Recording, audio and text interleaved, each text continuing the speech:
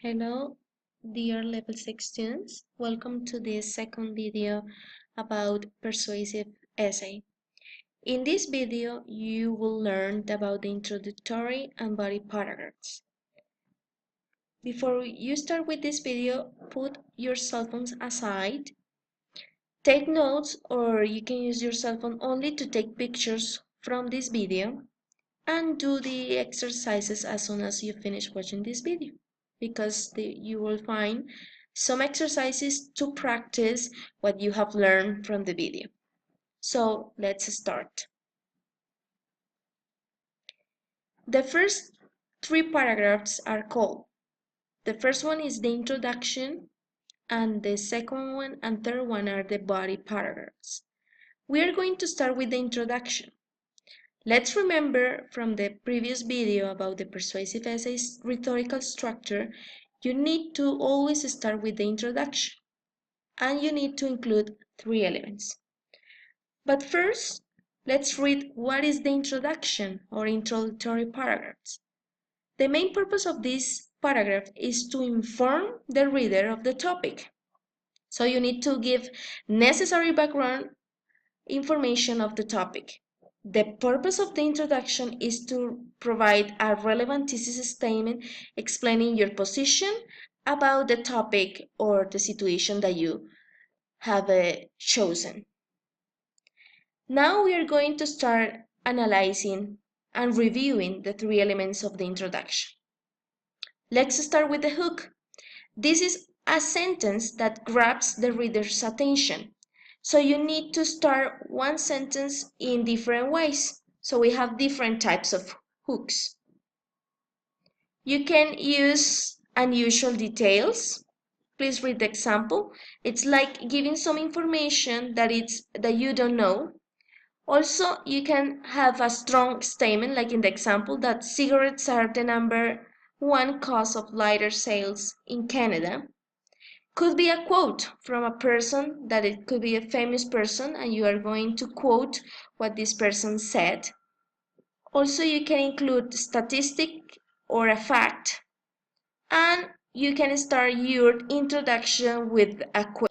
Okay, so as you see, we have 1, 2, 3, 4, 5 different types of hooks.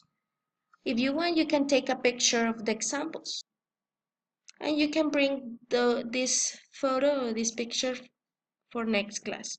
The second element is the background information. This is a very important sentence because you are giving evidence about the topic. So you need to write a situation, or you have to write two situations about the topic. For example, a lot of people believe in the right of express their own opinion through their clothes. Remember the example that we used last class about school uniforms? As you see, we have two situations. One of them is that people believe that it's possible and we have the right to express what we think by choosing our clothes. And however, we have some people who believe the opposite. So we have public schools are requiring students to wear uniforms to better their behaviors and academics. So as you see, you have to include two situations about the topic in the background information. The last element is the thesis statement. This is the most important sentence of the introduction.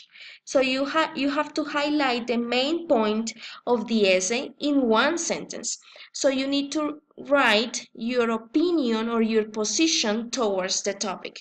For example, all students must or should wear mandatory uniforms in school to improve their results in this place. So as you see, you can use should or must. So modals are used to control the tone of your opinion or arguments. So you can use the model that you prefer, taking into consideration the tone that you want to transmit to the reader. So we have two types of thesis statements. We have the thesis that is focused on the pro, and the other one that is focused on against. Well, we have here a topic that is women in the military.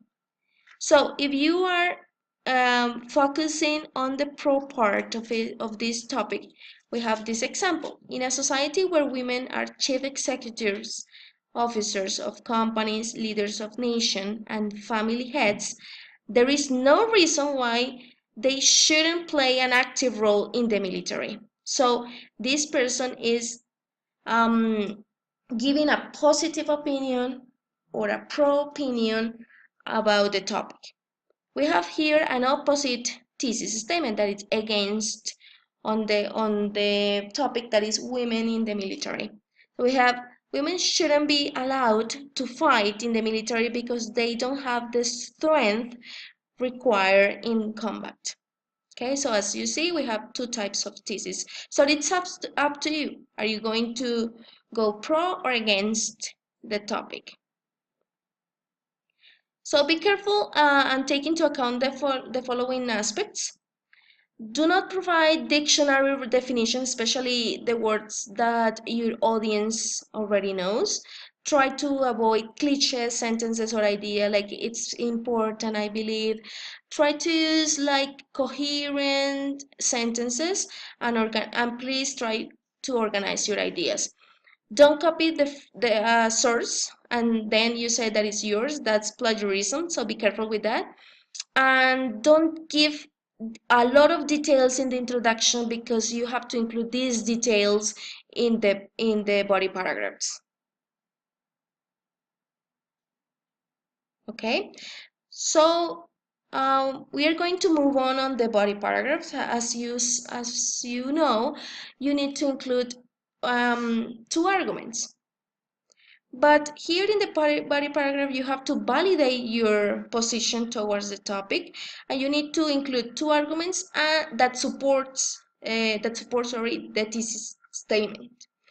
You can support this thesis statement giving some facts, examples, quotes, or any other relevant information that reinforces the points stated. So when we are writing a body paragraph, starting from the first one, you always have to include three elements. The first one is the topic sentence. It's like the first sentence in which you have to write or mention the first argument. The topic sentence is the main idea of the paragraph. It's what you are going to develop in the next lines. So in the persuasive essay, the topic sentences are the arguments. So remember that the arguments are like you are defending your position in the thesis. The next part, so we have the main idea, which is the topic sentence. The next sentences are supporting ideas. So you have to develop the topic sentence, the previous sentences, and you have to explain by giving reasons, examples, facts, quotations. You can include more details to explain your thesis, your topic sentence, sorry. So we have here facts, you can use examples, and you can include quotations. The last sentence in your body paragraph is the closing sentence. This sentence, it's like a closing